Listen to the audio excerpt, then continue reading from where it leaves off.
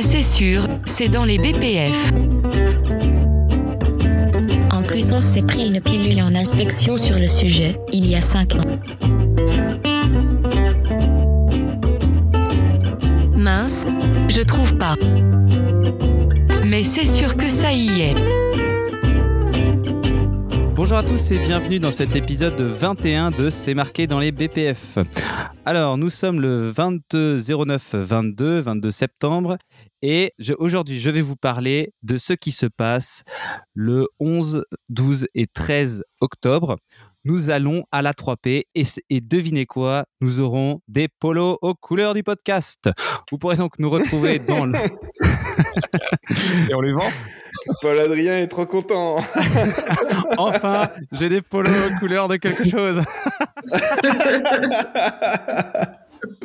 Vous pourrez nous repérer facilement avec nos polos de couleurs fascinantes, nos écritures intéressantes et une surprise.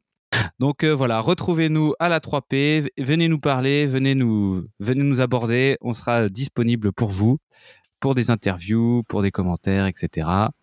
Allez, on commence l'épisode. Avec moi, comme vous les avez bien entendu, Arnaud. Arnaud, comment ça va aujourd'hui ? Salut Pam, salut à tous. Bah ça va très bien, écoute. Excité par cette A3P ? Ah bah oui, puisqu'en plus de JM Podcast, on anime un atelier sur la criticité des déviations. Ah là là, notre préféré. J'en profite, hein. Tu me tends une perche, je la saisis. Hein. Avec moi également, Mélanie. Comment ça va, Mélanie ? Ça va très bien. Et hâte d'aller à la 3P, parce que j'ai jamais eu l'occasion de le faire. Ah bah super. Et toi, Romain ? Toujours debout, toujours vivant. Et impatient aussi. T'as préparé ton plus beau costume ? Je travaille encore dessus. Allez, on commence tout de suite. Là, on en était resté avec... là, on va avoir pas mal de trucs à dire sur le dossier le dossier de conditionnement du lot en 4.21. 4.21. Un dossier de conditionnement du lot doit être constitué pour chaque lot ou partie de lot conditionné. Il doit se baser sur les éléments correspondants des instructions de conditionnement. Il doit contenir les informations suivantes. A. Le nom et le numéro de lot du produit. B. Les dates et heures des opérations de conditionnement. C. L'identification initiale de l'opérateur réalisant les étapes critiques du conditionnement et, le cas échéant, le nom de toute personne ayant vérifié ces opérations. D. Les enregistrements des vérifications portant sur l'identité et la conformité aux instructions de conditionnement, y compris les résultats des contrôles en cours de conditionnement. E. Les informations sur les opérations de conditionnement réalisées, y compris les références aux équipements et aux lignes de conditionnement utilisées. F. Si possible, des échantillons des articles de conditionnement imprimés, y compris les modèles des codes de lot, des dates de péremption et de toute surimpression. G. Des notes détaillées portant sur tout problème particulier ou événement inhabituel avec une autorisation signée pour chaque déviation aux instructions de conditionnement. H. Les quantités et le numéro de référence ou marque d'identification de tous les articles de conditionnement imprimés, ainsi que des produits vrac fournis, utilisés, détruits ou retournés en stock, et les quantités de produits obtenus avec le bilan comparatif. Lorsque des systèmes de contrôle électronique robustes sont en place durant le conditionnement, il peut être justifié de ne pas inclure cette information. Et I. L'approbation par la personne responsable des opérations de conditionnement. Alors, qui se lance ? Qui se lance. Moi, j'aimerais bien me lancer. C'est marrant parce que du coup, on nous disait dans l'instruction de conditionnement qu'il fallait mettre le numéro de lot du produit vrac. Et là, en fait, on nous le dit pas. Donc, on se posait la question, est-ce que c'est dans le dossier de lot ou pas ? Si tu prends les deux BPF, en fait, au premier degré, j'ai envie de dire, sans analyse et sans prise de recul, bah, c'est pas dans le dossier de lot. Bah, si tu l'as au point H, les quantités, les numéros de référence ou marques d'identification... le numéro de référence, on ne parle pas du numéro de lot, hein. Le numéro de référence, c'est le code article. C'est quoi ? Et dans l'instruction de conditionnement, c'est bien précisé le numéro de lot du produit vrac et du produit fini. Bon, le produit fini, là, on nous le dit, hein, le nom et le numéro de lot du produit. Mais voilà. Bon, après, encore une fois, hein, je pense qu'en prenant un peu de recul, on va pas dire qu'il faut pas le mettre, mais c'est assez intéressant la manière dont c'est structuré, quoi. Ça serait marrant d'essayer de faire un système documentaire exactement identique aux bonnes pratiques de fabrication pour voir si ça marche. Mais c'est pas ce que fait tous les sites. C'est pas ce que devraient faire tous les sites. Et non, après, Après, autre point que je remarque, j'ai bien aimé aussi, si possible, des échantillons des articles de conditionnement imprimés. Du coup, quand est-ce que c'est pas possible ? Quand c'est des énormes trucs, moi j'avais déjà eu le cas, c'est pas possible. T'imagines, t'as des présentations de 50 ou 100 blisters par exemple, que t'envoies je sais pas où, c'est des énormes cartons. Et du coup, tu découpes que la partie imprimée Ouais, par c'est exemple. ça, c'est que tu réduis à la partie où tu as l'information, l'identification de ton code article et la partie imprimée. Et où est-ce qu'on nous dit qu'il faut barrer les cases commentaires après la Voilà, revue du alors lot ? c'est exactement, Vous la remarque que j'allais vous faire. l'attendiez. On est en 4.21 du truc documentaire. Après, bon, il nous reste quelques points quand même. J'espère que je me trompe pas en disant qu'il y a aucun moment on nous dit qu'il faut pas laisser de cases vides, qu'il faut pas laisser de cases vides dans les bonnes pratiques dans les dossiers. Alors, je suis d'accord qu'il faut pas laisser de cases vides d'opération. Parce que du coup, effectivement, si on l'a pas fait, là, effectivement, faut pas. Est-ce que si on l'a pas noté, c'est parce qu'on l'a pas fait ou... S'il y a une case vide, c'est que l'opération n'est pas faite. J'ai un autre débat ouais. par rapport à ça. Justement, là, je suis en train de préparer un dossier de lot pour un projet. Et justement, je vais leur poser la question comment ils veulent l'organiser, mais ils ont des parties facultatives pour différentes raisons. Et la question, c'est est-ce qu'ils disent juste avant, je remplis pas la partie en dessous parce qu'elle est pas applicable et tu la laisses vide parce que t'as dit que t'en avais pas besoin et que tu ne faisais pas cette partie-là, ou justement tu pousses le truc de barrer ENA pour bien montrer que tu l'as pas fait, pour bien montrer que tu le remplis pas et qu'il n'y a pas la question, oui, mais on peut toujours le remplir après. Non, si c'est pas ambigu. Mais finalement, si t'as une bonne instruction de conditionnement comme le demandent les BPF avec ton dossier de lot, t'as pas besoin de mettre ni de cocher de NA ni de barrer NA, c'est vide. Mais en même temps, ton instruction de conditionnement te le dit que c'est pas nécessaire. Ouais, mais faut le deviner, quoi. Enfin, non, mais parce que ton instruction, elle suit avec ton dossier de lot. Ouais, elle suit, mais t'imagines, on te demande d'expliquer ton dossier de l'eau. Là, du coup, le mec, il fait ça, du coup, c'est pas rempli, c'est pas fait. Et là, du coup, il faut. Là, ok, si t'es hyper chaud, tu sais, oui, regardez, là, c'est marqué là qu'on doit pas le faire. Là, on en est à cette étape-là, et du coup, on le fait pas. Enfin, tu vois. Oui. Avec une bonne instruction de conditionnement, la question se pose plus.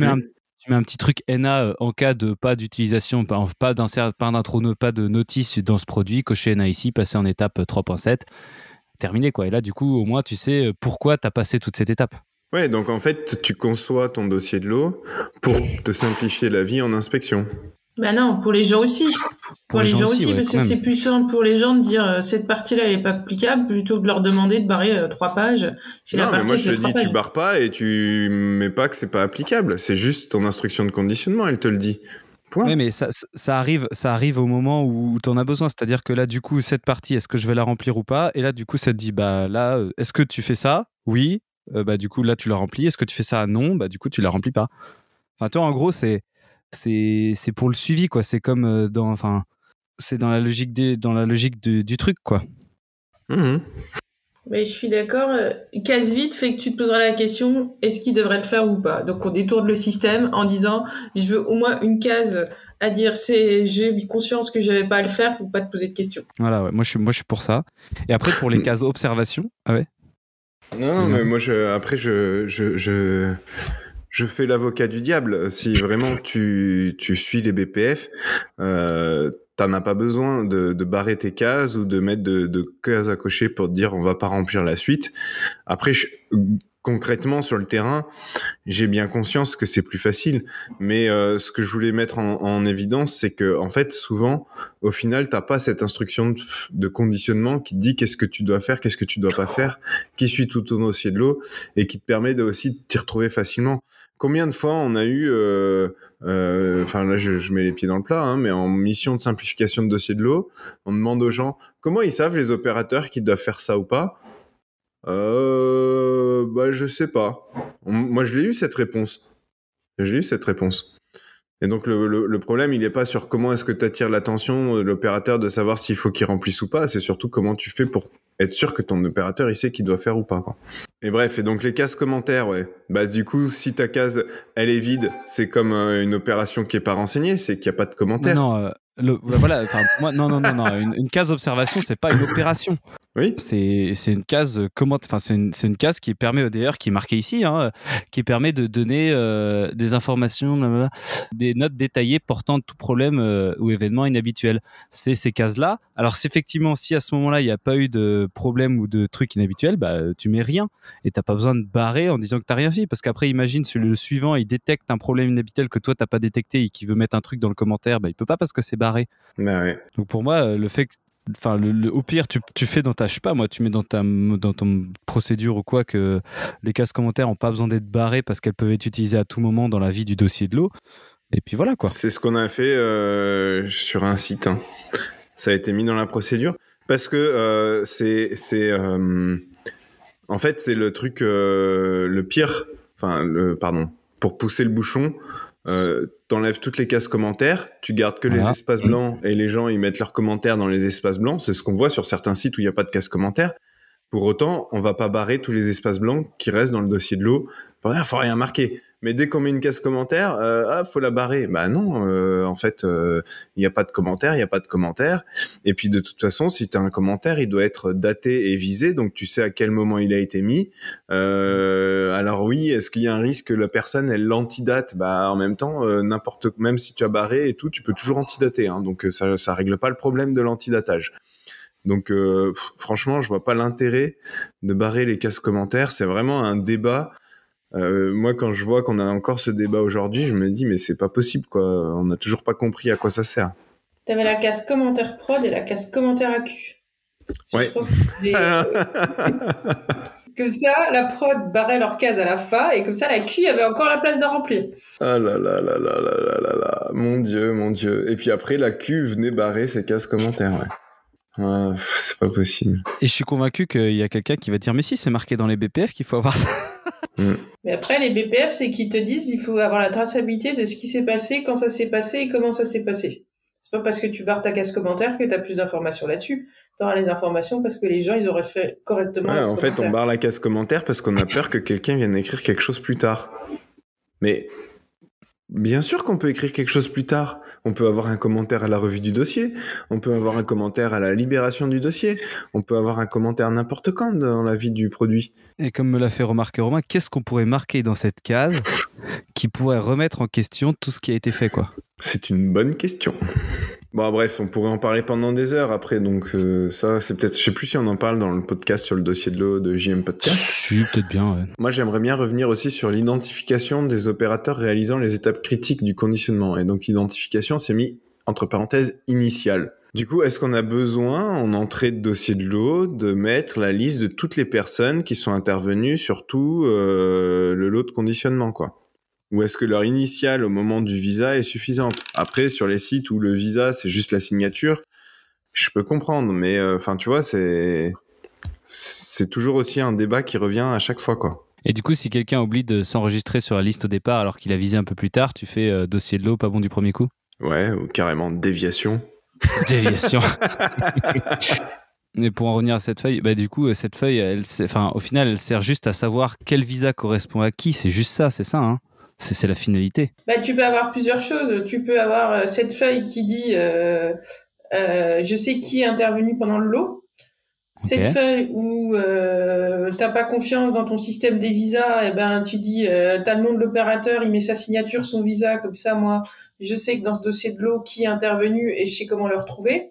Et puis sur certains sites, ils vont te coupler ça à une lecture, connaissance du dossier, ou de dire, de vérifier si l'opérateur il est bien formé ou s'il est en formation. Enfin voilà, il y a des gens qui vont... Ça c'est typiquement pour pallier deux systèmes, l'enregistrement des visas dans le site ou dans les services et le système de formation et d'habilitation des opérateurs.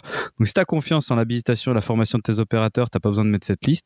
Et si tu sais qu'il y a une liste qui est tenue à jour par la RH sur chaque personne qui rentre dans le site, on a son visa et son nom correspondant et c'est disponible à tout le monde qui peut le savoir. Et c'est unique aussi. Voilà, chaque visa est unique. En résumé, le dossier de l'eau correspond aux soins palliatifs de tous les systèmes qui ne fonctionnent pas à côté. Voilà, oui. Voilà.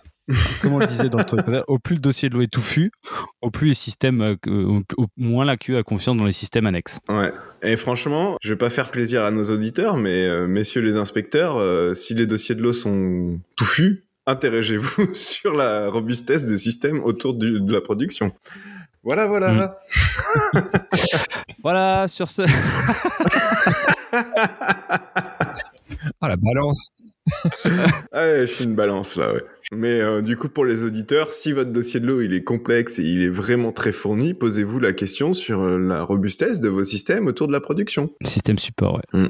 Voilà, donc du coup, j'espère encore une fois que tous ces petits commentaires vous ont été utiles. N'oubliez pas donc que le sujet dossier de l'eau est traité un peu plus en détail dans un épisode de Good Manufacturing Podcast sur les dossiers de l'eau. Et on se retrouve dans quelques semaines pour un nouvel épisode. À bientôt tout le monde. Allez, à bientôt. Salut.